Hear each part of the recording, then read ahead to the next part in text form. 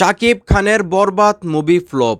ইনভেস্টমেন্টের অর্ধেক টাকাও তুলতে পারে নাই এই মুভির প্রডিউসাররা। মানে এই কথাটা বলতেছেন একজন পেজের নাম হলো নিশু বস। উনি হয়তো বা আফরান নিশুর বস, কারণ ওনার পেজে ঢুকে দেখলাম যে সব আফরান নিশুর পোস্ট দেওয়া আছে আর কি। তো উনি ওই যে সুমিয়াপুর পোস্টটা শেয়ার করছেন এবং উপরে অনেক ধরনের কথা লিখছেন, সেগুলো আপনাদেরকে বলতেছি। এবং যে পোস্টটা শেয়ার করছেন এটা হচ্ছে ওই যে বরবাদে থাকলে ব্লকবাস্টার হবে শাকিব খান, না থাকলে হবে না, এরকম চিন্তা করি নাই। এই কথাটাকে শেয়ার দিয়ে উনি ক্যাপশনে লেখছেন, শাহরিন আক্তার সুমি উনি ঠিক মতোই জানে বরবাদ ফ্লপ।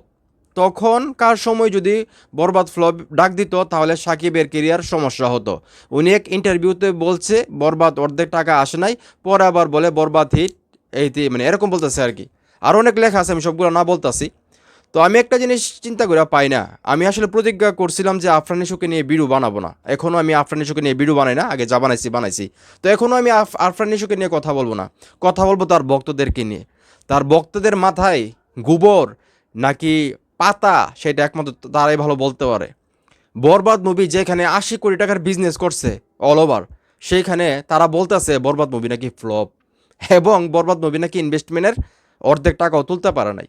এবং সুমি আপু নাকি এটা বলছে। সুমি আপু কোন কথা বলছিল আপনাদের খেয়াল আছে?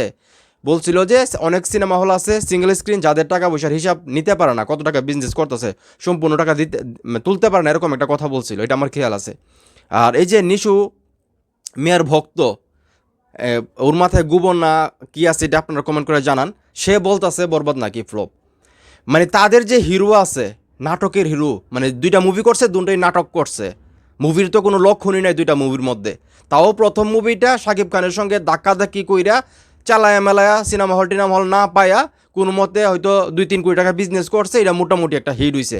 এবং দ্বিতীয় যে মুভিটা করছে এটা হচ্ছে ফ্লপ। দ্বিতীয় মুভিতে যে ইনভেস্টমেন্ট করছে সেটাও তুলতে পারে নাই। ঠিক আছে, সেই জায়গা থেকে যেই ভক্তের হিরো 2 কোটি টাকা 3 কোটি টাকার বিজনেস করে, সেই ভক্ত কিভাবে জানবে শাকিব খান 80 কোটি টাকার বিজনেস করে? তার কি মাথায় এটা আসবে? কারণ তার মাথায় তো গোবর। তার যে হিরো আছে তার তো ক্ষমতা নাই 2 থেকে 3 কোটি টাকার বেশি বিজনেস করার ইন্ডাস্ট্রি থেকে। সে সিনেমা হলেই পায় 6টা 7টা 10টা, যেখানে megastar Shakib Khan cinema hall পায় 120টা 130টা। এমনকি অন্য হিরোদেরকে সিনেমা হল দেওয়া হয় শাকিব খানকে জিজ্ঞেস করে।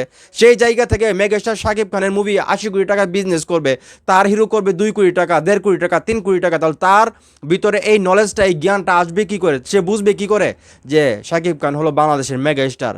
শাকিব খানের ছবি যেটা এখন চলে না, সেটাও 30 কোটি 35 কোটি টাকা বিজনেস করে।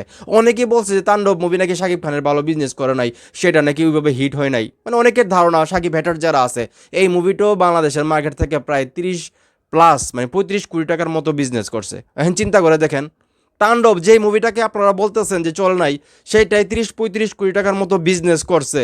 আর আপনাদের হিরোর মুভি আপনারা বলেন ব্লকবাস্টার হয়ে গেছে, 2টা মুভি করে সে নাকি super hero, super hit, super star, চুল স্টার হয়ে গেছে। তার বিজনেস থাকে 2 কোটি 3 কোটি। তাহলে আপনারা ভাই বুঝবেন কেমনে? ওই যে কথায় আছে, আঙ্গুর ফল না খাইতে বলে যে শিয়াল বলছিল টক, আপনাদের হয়েছে এই অবস্থা। তো যাই হোক, আমরা সাকিবিয়ানরা কখনোই অন্য হিরোকে নিয়ে কথা বলতে চাই না, কাউকে ছোটও করতে চাই না, কাউকে বড়ও করতে চাই না। কিন্তু আপনাদের হাসিলতের কারণে এই যে উল্টাপাল্টা পোস্টগুলো দেন, তার বিপক্ষে কথা বলতে হয়, প্রতিবাদ করতে হয়। আপনারা যদি সোজা হয়ে যাইতেন তাহলে আমাদেরকে আর আপনাদের হিরোকে নিয়ে কথা বলার প্রয়োজন ছিল না। তো একটা কথাই বলবো, শাকিব খানের বরবাদ মুভির ইনকাম, এই যে আছে না নিশু বস, তার লাগবে 10 থেকে 20টা মুভি করতে হবে। 10টা তো বলে ফেলছি, 20 থেকে 30টা মুভি করতে হবে তাকে 80 কোটি টাকার বিজনেস করতে গেলে বাংলাদেশের মার্কেট থেকে। Mind it.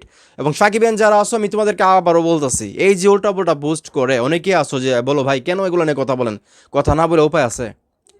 তুমি যদি সত্যিকারের সাকিবিয়ান হয়ে থাকো, এইসব কথা শুনলে তোমার কি খারাপ লাগে না? তোমার কি কথা বলতে ইচ্ছা করে না? তোমরা হয়তো সবাই এটা নিয়ে কথা বলো না, সবাই ভিডিও বানাও না। আমরা যেহেতু কথা বলি, ভিডিও বানাই এবং সাকিব ভাইকে ভালোবাসি, সেই জায়গা থেকে তো প্রতিবাদ করতে হয়, এই জন্যই ভিডিও বানাই। তারপরেও যদি তোমাদের খারাপ লাগে, বললো ভাই ভিডিও বানাবো না, সমস্যা নাই। তো যাই হোক, ভিডিওটা এখানে শেষ করতেছি। সবাই ভালো থাকবেন। ভিডিও ভালো লাগলে অবশ্যই শেয়ার করবেন।